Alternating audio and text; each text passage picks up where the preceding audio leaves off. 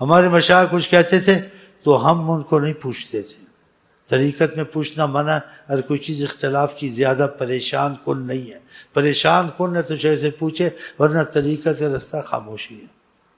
ہم اپنے مشائخ سے نہیں پوچھتے تھے صلی اللہ علیہ وسلم آپ نے بتایا ہے، یا بعض مولویوں کی طرف سے یہ ادھورا درود آلہ و ہم نہیں پوچھتے تھے. ہم کو پتہ ہوتا تھا شیخ اتنا جاہل نہیں ہے، اس کو پتہ آلہ و صحبہ، لیکن یہ ہم کو نہیں بتاتا، کہتا صلی اللہ علیہ وسلم بھی کہہ لو ہو جاتا. تو ہم کو لگ جاتا تھا پتہ، کوئی طریقہ استعمال کرتے تھے. کیا طریقہ؟ مثلا اگر پوچھ لیا ان سے، وہ بھی خوشی میں، ورنہ بہت بڑی بے ادبی ہے سوال جواب کرنا شیخ سے، یہ کہاں سے ہے دلیل ہے. اگر تم کو فائدہ جس سے ہوتا چپ کر کے چلو دو، اگر وہ غلط ہوتا تم کو فائدہ ہوتا، تمہاری نماز میں دل زیادہ لگتا، تمہارا درود میں زیادہ دل لگتا، تمہیں سکون زیادہ نصیب ہوتا. تو صحیح ہے تو مصیبتیں چلتی ہیں نا. کسی وقت تقاضا ہوتا ہے اس میں کچھ ادب کا، یہ اور موقع ہوگا خود بھی بتا دیں گے یا علیحدہ بتا دیں گے. کراچی میں تھا کہا جی میں نے کہا تیرا فائدہ کبھی نہیں اٹھائے گا، تو ابھی پا نہ پڑی وقت ابھی سے اعتراض شروع کر دیا کہ مولویوں میں گھس گیا جا کے. بولتے ہمارے مولوی صاحب کہتے ہیں تم یہ درود پڑھو، یہ ادھورا درود ہے، یہ تم کو بھٹکائے گا. دیکھو بھٹکائے گا، یہ صلی اللہ علیہ وسلم کو بھٹکائے گا. ہم اپنے مشائخ سے نہیں پوچھتے تھے. تھوڑا سا بتا دیتا ہوں، اس لیے نہیں پوچھتے تھے ٹھیک ہے. نہیں ہم کو پتہ تھا، ان کو پتہ صلی اللہ علیہ وسلم نے بتایا، ان کو پتہ آلہ بھی ہے اصحابی. بعض لوگ نہیں پڑھ سکتے، بعض لوگ جاہل ہوتے ہیں، بعض لوگ کاروباری ہوتے ہیں. ہر کاروبار میں بڑا درود پڑھنا ان کے لیے مستقل نہیں چل سکتا. وہ کام کرے یا لکھے یا وہ کرے، بڑے درود دماغ اور توجہ دینی پڑتی ہے. چھوٹا درود اپنی کتابیں اسکول کی بھی پڑھتا رہے، موٹر بھی چلاتا رہے، یا کوئی کام بھی کرتا رہے، کمپیوٹر کا بھی جو بھی ہے، صلی اللہ علیہ وسلم چلتا رہے گا. نہ ہونے سے تو اچھا ہے نا، نہ ہونے سے اچھا ہے. تو آقا جی امت پر بہت مہربان ہے، ہم ان سے نہیں پوچھتے تھے کہ صلی اللہ علیہ وسلم. ہم کو پتہ ہوتا تھا، ان کو پتہ ہے ان کو آقا جی نے ہی کہا ہوگا. ایسی بعض باتیں ہم پوچھتے تھے تو کبھی تو بتا دیا کرتے تھے، کبھی کہتے تھے ہاں آقا جی نے. مثلا سے ایک دعا دی آپ کو، آپ کافی فائدہ اٹھا. اندھا ہو کے چلنا کسی حد تک، بالکل ہی اندھا ہو کے نہیں چلنا. تمہاری لڑکیوں کو بے پرد کرے، تمہارا پیر گھر کو بے پرد، آؤ بیٹھو میرے پاس، یہ حرام. ایک چیز کی حد ہوتی ہے. کل میں نے کچھ بیان دیا تھا، کشٹ میں ہے. ہاں جی، بہرحال اس میں کچھ احتیاطیں ہیں اور کچھ اس میں بہت ہوشیاری سے چلنا پڑتا ہے. تو پھر انسان کو فائدے ہوں تو چلتا رہے. تو ہم ان سے ایسی باتیں نہیں پوچھتے. بس آپ سے دعا دی آپ کو ہمارے مشائخ نے، اور آپ فائدہ اٹھا چکے ہیں، اس لیے وہ باتیں اس جگہ آتی ہیں کہ اگر شیخ تم کو خنزیر کے رنگ میں رنگ دے اپنا مسئلہ تو رنگ دے. مولانا روم کہتے ہیں نہ سوچ. مطلب خنزیر کے رنگ میں نہیں رنگے گا، مطلب کوئی ایسی مشکل اتفاق ہمیشہ نہیں ہوتا. اتفاق سے ایسی بات پیش آ جائے شیخ سے، تم فائدہ واقعہ اس سے بہت اٹھاتے ہو. ایسی بات آئے سمجھ میں نہ آئے، تم اس وقت اس کو کر لو، بعد میں اس کا نتیجہ پتہ چل جائے گا. خنزیر کے رنگ کا مطلب نہیں کہ خنزیر کے رنگ میں رنگے گا. تم کو وہ بات غلط نظر آتی کہ تمہاری سمجھ میں نہیں آتی، ہو سکتا ہے وہ بات غلط نہ ہو، صحیح ہو، بعد میں سمجھ آ جائے گی. یہ کیا بات کر رہا تھا؟ تو میرے پاس دوسرا قصہ اس سے جڑتا ہے، اس سے نہیں جڑتا، اس کے ربط ادھر سے میں آپ کو سنا دوں. کہتے ایک شیخ تھا طریقت میں، اس نے اپنے مریض کو کہا، کافی فائدہ اٹھا چکا تھا، اس نے کہا آج جانا ہے تم کو، تو نمازیں تو ہم پڑھتے ہی رہتے ہیں، پڑھتے رہیں گے ہمیشہ، لیکن آج عشاء کی نماز چھوڑ دینا، ایسے ہی سو جانا. کوئی مولوی ٹائپ تھا، میری طرح ان کی طرح، یہ بیٹھے ہیں نا، خوب سوچ رہے ہیں آج، اور مجھے بھی خوب دیکھ رہے ہیں گھور گھور کے کہ یہ بھی کوئی خدا نے مخلوق بنائی ہوئی ہے.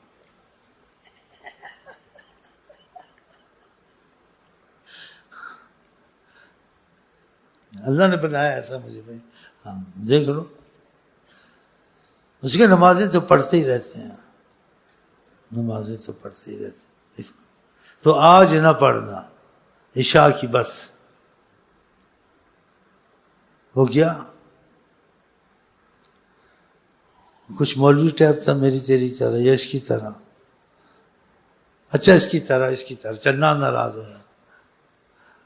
مثلاً سے تھوڑی تو ہو جائے گا. مثلاً چلو اب مثلاً ٹھیک ہے. خواہ ناراض ہوتے ہیں. وہ گھر میں گیا, اس کو نیند نہ آئے. اس نے کہا کہتے نماز نہ پڑھ, دیکھو عشاء کی نماز نہ پڑھ, یہ بات ہے. سوچے پھر کہ شاید آج نہ ہی پڑھوں. پھر کیا فرض ہے, یہ خود ہی تو سکھاتا تھا پہلے, نماز چھوڑنا کفر ہے, نماز یہ ہے وہ ہے. آج کہتے شادی نماز نہیں پڑھنی. سوچتے اس کو آرام نہیں آیا. اس نے اٹھ کے عشاء کی نماز فرض پڑھ لی, بس سنتے نہیں پڑھی, سو گیا. تو رات کو خواب میں دیکھا جناب رسول کریم صلی اللہ علیہ وسلم. آقا جی نے کہا کہ ہم سے محبت نہیں ہے, ہماری سنتے چھوڑ دیجیے, ہم سے محبت نہیں ہے. جب یہ دیکھا تو اٹھ گیا, وضو کیا, سنتے پڑھی, سو گیا. لیکن سمجھا ابھی تک نہیں تھا. صبح گیا شیخ صاحب کے پاس بیٹھا, تو انہوں نے پوچھا ہاں سنو کیسے رات گزاری, نماز پڑھی تھی؟ بولا جی میں کیا کروں, میں نے بڑی کوشش کی نہ پڑھوں, لیکن میں ڈرا, میں کہا فرض ہے, آپ نے بھی پہلے کہا تھا فرض ہے کے متعلق, اور رسول اللہ نے فرض کیے ہیں, فرض چیزیں میں سے نہیں رہا گیا. میں نے کہا فرض تو کم از کم پڑھ لوں. میں نے فرض پڑھ لی ہے, سنتے نہیں پڑھی. کہا فرض پڑھے, سنتے نہیں پڑھی تھی. کہاں سنتے نہیں پڑھی تھی, کہاں وہ نہیں پڑھی. تو جب سنتے نہیں پڑھی تھی کیا ہوا تھا؟ کہا پھر سوچ میں پڑ گیا. کہا سنتے نہیں پڑھی تھی تو آقا جی ملے تھے, انہوں نے کہا ہم سے محبت نہیں ہے, ہماری سنتوں کو چھوڑ دیا. پھر آقا جی جب کہا میں ڈر گیا, میں اٹھا سن. کہا پھر آقا جی نے سنتے پڑھوائی نا, رسول پاک ملے نہ ملے. ہاں تو اس کا مطلب تھا پہلے سنتے فرض ہم تم کو پڑھاتے تھے, اب نے کہا اب ہم نہیں پڑھائیں گے, جن کی فرض سنت ہے وہی تم کو پڑھائیں. ہم نے تم کو منع نہیں کرنا تھا کہ پہلے ہم تم کو پڑھواتے تھے, اب ہم نہیں پڑھوائیں گے. سنتے تم کو خدا پڑھوائے گا, فرض تم کو اللہ پڑھوائے گا.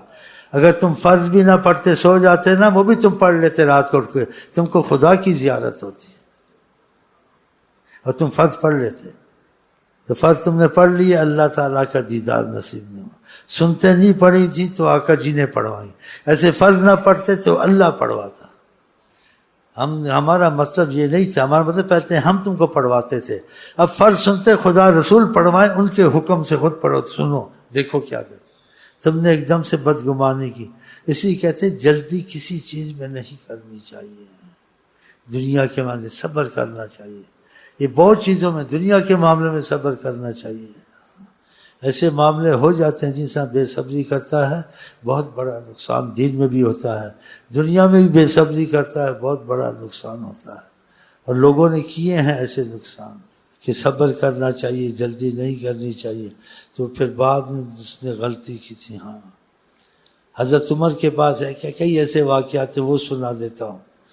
دنیا کے آخرت کے معاملے میں یا کسی پر پتہ ہو کہ اتنا غلط نہیں ہے, لوگ کہتے ہیں یہ عالم غلط ہے, طالب غلط, علم غلط ہے, ایک دم نہ کرے, صبر کرے. تو وہ مسئلہ اتفاق سے سنائی دوں, اچھا جو وہ دوسرا بھی رہ گیا. بہرحال وہ حضرت عمر کے پاس ایک مقدمہ آ گیا, قصہ آ گیا. ایک عورت آ گئی کہ اس شخص نے میرے ساتھ برا کیا ہے, غلط کام کیا ہے. اور اس عورت نے کہا یہ کپڑا بھی میرے پاس ہے, اس کا مادہ اس پر. سمجھ گئے ہوں گے آپ, اس کا مادہ اس پر. حضرت عمر کچھ بولنے والے تھے, اس پر فتویٰ لگانے والے تھے. حضرت علی نے کہا جلدی مت کرو, ذرا ٹھہر جائے, مجھ کو موقع دیں. اس کا کیا کہنا چاہتے؟ کہا جو عورت کہتی مادہ ہے, اس پر کچھ گرم پانی ڈالیں, اگر واقعی مرد کا مادہ ہوگا یہ پگھل جائے گا, اگر یہ انڈے کی سفیدی ہے تو جم جائے گی, ہو سکتا ہے دشمنی ہو یہ اس کے لیے. حضرت عمر نے کہا کہ تم جیسے پوچھا آپ کیسا یہ سوچتے اس کے متعلق اتنے سوچیے. کہا کہ کوئی کسی پر دعویٰ بھی کرے کچھ کرے لیکن اس کی شکل بھی دیکھنی چاہیے. یہ آدمی ایسا نظر نہیں آتا، اس کی صورت ایسے نظر نہیں آتی جیسی تہمت لگائی گئی. کسی کام میں جلدی نہیں کرنی چاہیے.